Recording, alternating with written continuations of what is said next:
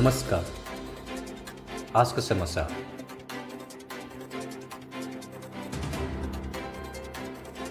मणिपुर में से नागा नागरिकों के अपहरण मामले में पुलिस और सीआरपीएफ ने संयुक्त ऑपरेशन में 4 आरोपियों को गिरफ्तार किया गया। सुरक्षा एजेंसी ने इसे बड़ी सफलता बताया है। राज्य में सुरक्षा व्यवस्था को लेकर कई इलाकों में तलाशी अभियान और अतिरिक्त सुरक्षा बलों की तैनाती जारी है। प्रशासन लोगों से शांति बनाए रखने की अपील की है। मणिपुर हिंसा को लेकर राजनीतिक बयानबाजी भी तेज है। विभिन्न दलों ने राज्य में स्थायी शांति और पुनर्वास की मांग उठाई है। इम्फाल आसपास के संवेदनशील क्षेत्रों में सुरक्षा जांच बढ़ाई गई है। पुलिस लगातार संदिग्ध गतिविधियों पर नजर रखी गई है।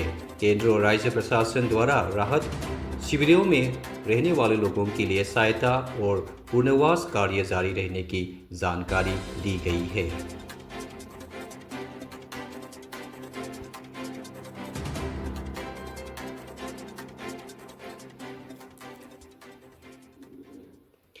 नई दिल्ली में आज कुवैत देशों की विदेश मंत्रियों की बैठक आयोजित हुई। बैठक में वैश्विक सुरक्षा, इंडो पैसिफिक क्षेत्र और पश्चिम एशिया संकट पर चर्चा हुई।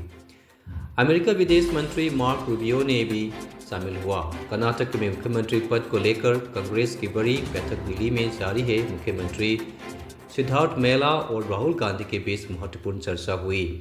पंजाब नगर विकास चुनाव में मतदान जारी है। कई क्षेत्रों में अच्छी वोटिंग दर्ज की गई, जबकि कुछ जगहों पर तनाव और झड़प की खबरें भी सामने आई।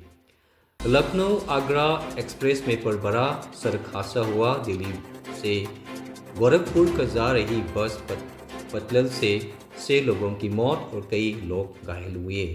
पेट्रोल डीजल के बाद सीएनजी की कीमती में भी बढ़ोतरी हुई। कई शहरों में सीएनजी 2 रुपये प्रति किलो महंगी हुई। मौसम विभाग आईएमडी ने 13 राज्यों में भारी बारिश, आंधी और तेज हवाओं का अलर्ट जारी किया गया। यूपी, बिहार, दिल्ली समेत कई राज्यों में मौसम बदलने की संभावना है। मध्य प्रदेश का पतरा जिले में निर्माणाधीन हुआ धनसन में 5 लोगों की मौत हो गई। राहत और बचाव कार्य जारी है। चुनाव आयोग ने नीलम मीणा को पश्चिम बंगाल का नया मुख्य निर्वाचन अधिकारी नियुक्त किया। बीजू जनता दल छोड़ने के बाद संसद देवाशीष सम्राट राय भारतीय जनता पार्टी के शामिल हो गई।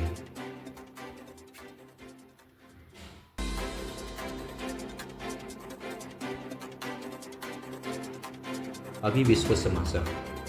अमेरिका और ईरान के बीच तनाव लगातार बढ़ रहा है। होर्मुज जलमंदरुक को लेकर अमेरिका और ईरान के बीच तीखी बयानबाजी हुई। अमेरिका के विदेश मंत्री मार्क रूबियो ने कहा कि समुद्री मार्ग हर हाल में खुला रहेगा। ईरान ने अमेरिका को चेतावनी देते हुए कहा कि खाड़ी देशों में मौजूद अमेरिका सैन्य ठिकाने सुरक्षित नहीं रहेगी। वहीं अमेरिका सेना का आत्मरक्षा में कार्रवाई करने का दावा किया। अमेरिका के पूर्व राष्ट्रपति डोनाल्ड ट्रंप ने ईरान से साथ महाडील होने की संभावना जताई, लेकिन साथ ही चेतावनी दी कि समझौता नहीं होने पर युद्ध की स्थिति बन सकती है। इजरायल की राजधानी में बड़ा संकट गढ़ा है। प्रधानमंत्री बेंजामिन नेतन्याहू को गठबंधन सरकार पर दबाव बढ़ रहा है और जल्द चुनाव की संभावना बताई जा रही है। संयुक्त अरब अमीरात यूएई ने हजारों पाकिस्तानी नागरिकों को वापस भेज जाने की खबर सामने आई। रिपोर्टों के अनुसार ईरान-इजरायल तनाव के बीच ये कार्रवाई हुई। रूस यूक्रेन युद्ध को लेकर फिर कूटनीतिक गतिविधियां तेज हुई। अमेरिका का युद्ध विराम की कोशिशों को आगे बढ़ाने की बात कही है। वैश्विक तेल बाजार पर पश्चिम एशिया संकट का असर दिख रहा है।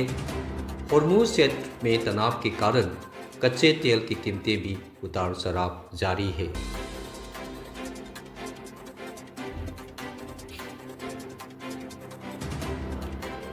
असम, मेघालय और अरुणाचल प्रदेश में भारी बारिश, आंधी और बिजली गिरने की लेकर ऑरेंज अलर्ट जारी किया गया है।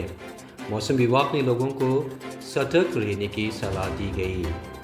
सिक्किम में महिलाओं की सुरक्षा यात्रा के लिए पिंक बस सर्विस शुरू की गई। सरकार ने इसे महिला हितैषी और किफ़ायती पहल बताया। द्रौपदी मुर्मू आज दिन दिव्यसी दौर में सिक्किम पहुंची। वहां सिक्किम विश्वविद्यालय के दीक्षांत समारोह में शामिल हो गया। मिजोरम कैबिनेट ने इनर लाइन परमिट ILP नियमों को और सख्त करने का फैसला किया ताकि बाहरी लोगों के प्रवेश की बेहतर निगरानी हो सके। नागालैंड में स्कूल शिक्षा की गुणवत्ता सुधारने पर जोर दिया गया। राज्यपाल ने बेहतर प्रशासन और शिक्षा परिणामों पर ध्यान देने की बात कही।